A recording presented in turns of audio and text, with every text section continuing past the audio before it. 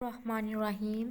حضور اکرم صلی اللہ علیہ وسلم نے ایک مرتبہ جبریل سے پوچھا، اے جبرائیل، کبھی تجھے آسمان سے مشقت کے ساتھ بڑی جلدی اور فوراً بھی زمین پر اترنا پڑا ہے؟ جبریل نے جواب دیا، ہاں یا رسول اللہ صلی اللہ علیہ وسلم، 4 مرتبہ ایسا ہوا ہے کہ مجھے فی الفور بڑی جلدی کے ساتھ زمین پر اترنا پڑا۔ حضور اکرم صلی اللہ علیہ وسلم نے فرمایا، وہ 4 مرتبہ کس کس موقع پر؟ جبریل نے عرض کیا، ایک تو جب حضرت ابراہیم علیہ السلام کو آگ میں ڈالا گیا تو میں اس وقت عرش الہی کے نیچے تھا۔ مجھے حکم الہی ہوا کہ جبرائیل خلیل کی آگ میں پہنچنے سے پہلے فوراً میرے خلیل کے پاس پہنچو۔ چنانچہ میں بڑی جلدی کے ساتھ فوراً ہی حضرت ابراہیم علیہ السلام کے پاس پہنچا۔ دوسری بار جب حضرت اسماعیل کی گردن اطہر پر چھری رکھ دی گئی تو مجھے حکم ہوا کہ چھری کے چلنے سے پہلے ہی زمین پر پہنچو اور چھری کو الٹا دو۔ چنانچہ میں چھری کے چلنے سے پہلے ہی زمین پر پہنچ گیا اور چھری کو چلنے نہ دیا۔ تیسری مرتبہ جب حضرت یوسف کو بھائیوں نے کنویں میں گرایا تو مجھے حکم ہوا کہ یوسف کے کنویں کی تہہ تک پہنچنے سے پہلے زمین پر پہنچو اور کنویں سے ایک پتھر نکال کر حضرت یوسف کو اس پتھر پر بآرام بٹھا دو۔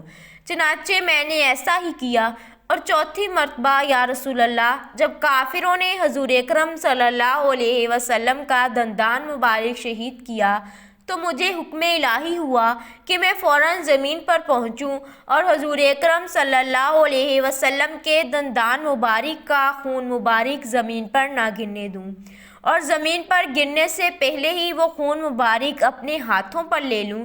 یا رسول اللہ نے مجھے فرمایا تھا کہ اگر محبوب کا یہ خون زمین پر گر گیا تو قیامت تک زمین میں سے کوئی نہ سبزی اگے گی اور نہ ہی کوئی درخت۔ چنانچہ میں بڑی جلدی کے ساتھ زمین پر پہنچا اور حضور اکرم کے خون مبارک کو اپنے ہاتھ پر لے لیا۔ آپ کا ارشاد پاک ہے، اور تمہارے رب نے فرمایا، مجھے پکارو، میں تمہاری دعا قبول کروں گا۔ حضور نے بھی دعاؤں کی اہمیت اور ان کے فوائد کا ذکر فرماتے ہوئے اپنی امت کو دعائیں مانگنے کی ترغیب دلائی اور فرمایا کہ اللہ کی بارگاہ میں دعا سے بڑھ کر عزت کوئی چیز کی نہیں ہے، اور دعاؤں کی اہمیت کا اظہار کرتے ہوئے فرمایا کہ اب دعاؤں عبادت کا محض ہے۔ ایک جگہ فرمایا کہ جو اللہ پاک سے دعا نہیں مانگتا، اللہ اس سے ناراض ہو جاتا ہے۔ بندہ سے روایت ہے، جو بندہ یہ دعا 7 بار پڑھے گا، اللہ پاک اس کے غم اور پریشانی دور کر دیں گے۔ حسبی اللہ لا الہ الا هو علیہ توکلت وہو رب العرش العظیم۔ میرے لیے اللہ ہی کافی ہے اور اس کے سوا کوئی معبود نہیں، میں نے اسی پر بھروسہ قائم کر لیا، وہ باری عرش کا مالک ہے۔